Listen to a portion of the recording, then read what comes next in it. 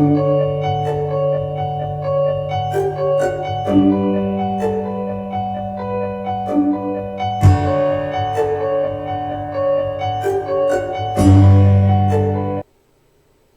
everybody, this is day 10 of my testimonies.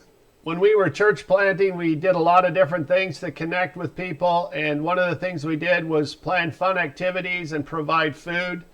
And we had a lot of students coming to Wednesday night. We would play volleyball and eat food and pray for people if they wanted it. And we would invite them to come to Bible study the next night if they were interested. We had about 20 college students coming. Some, probably 3 or 4, would come to our Bible studies. And then we realized we were getting a lot of international students. So someone suggested that we start having students from different countries plan the menu and feed us international food. And so we had a Kenyan night, we had a Chinese night, and we had a Russian night, and we had an Arabian night, and we had a lot of fun, and we learned a lot of different food we would never have had otherwise. It was a lot of fun. This one Chinese couple started coming regularly. The guy was a believer, but his wife wasn't. And she came to Bible study, and a couple months later she got saved, and we baptized her. It was pretty exciting.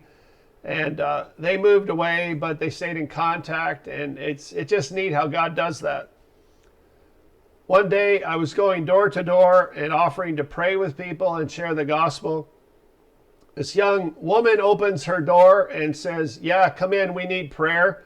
And I says, "Well, how can I pray for you?" And she's like, "We got marital problems." And I looked at the guy, and I could tell he was like, "Oh, why did you have to tell him that?" He was embarrassed. They were both claimed to be believers, and even though he was upset, I looked at him and I said, "You know, marriage is a sacred thing for God, and if I pray for you, I want you to understand that your marriage belongs to Jesus." I said, "Remember when David was anointed?" I said, "I want to anoint you guys with oil, and I want you to surrender your marriage to God." And they both nodded their heads, "Yes, go ahead." And so I anointed them with oil. I asked them to hold hands with each other, and each of them to say they're sorry, and each of them to say they forgive each other. They did that, and then I prayed, and I was just starting to pray, and I had my hands on their shoulders, and before I know it, they're kissing. I'm like, these people were really mad at each other when I came in the door, and now they're kissing.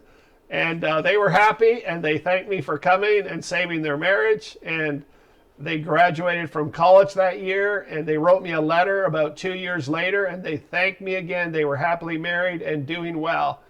And I just think that that's the power of forgiveness, but it's also the power of prayer. And I just want to encourage you that God loves you, that God has a plan for you, and you can trust him. Have a great day.